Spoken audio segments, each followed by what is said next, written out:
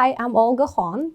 And I am Catherine Shea. We would like to tell you about our new Academy of Management Journal paper entitled Micro-Foundations of Corporate Social Responsibility and Irresponsibility. Needless to say, corporate social responsibility and irresponsibility have become increasingly important in both practice and research.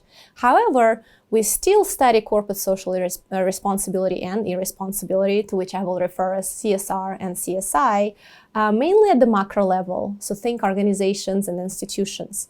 Hence, we're still lacking this deeper appreciation of how, at individual level, corporate social responsibility makes an impact.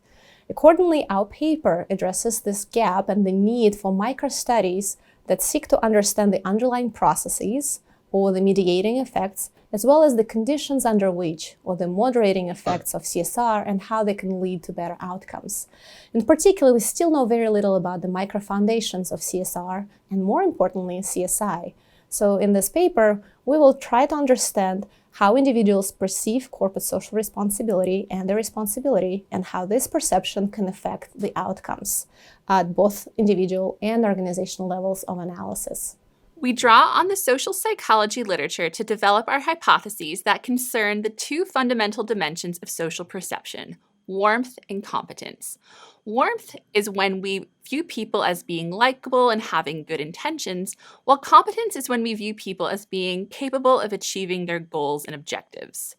We then conduct 3 experiments to illustrate our ideas. First, we demonstrate that CSR is overall a better strategy. Second, we explore the idea that CSR can help overcome pre-existing low warmth perceptions based on a firm's country of origin. And finally, we add behavioral outcomes to testing our theory. Overall, we find that when it comes to CSR, warmth is of particular importance. CSR connotes warmth, and those warmth perceptions also mediate CSR effects on particular outcomes. And we use purchase intentions, subjective quality, reputation, as well as helping behaviors in our research. And in addition, exploring the variation of the country of origin of the firm and its different levels of warmth and competence, we also show, as alternative sources, I guess, of social perceptions of organizations, we also show that warmth and competence may moderate the effects of CSR and CSI on these outcomes.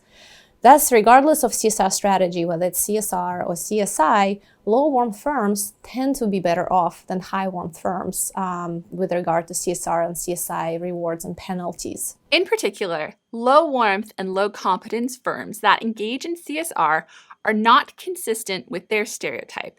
And as a result, they get higher relative gains for engaging in responsible behavior. This is in terms of purchase intentions, evaluations of the firm, reputation, and product quality, as compared to high competence firms. On the other hand, due to their consistency with the stereotype, low warmth firms do not get punished as harshly for irresponsible behavior.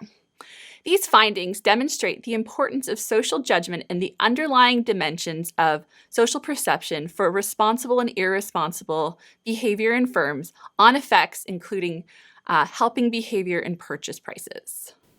In conclusion, by developing a deeper insight on the cognitive and behavioral conditions that lead different stakeholders to evaluate firm social activities differently, this study helps us understand when the link between CSR and these different outcomes is stronger or weaker, as well as those underlying mechanisms linking CSR to these outcomes.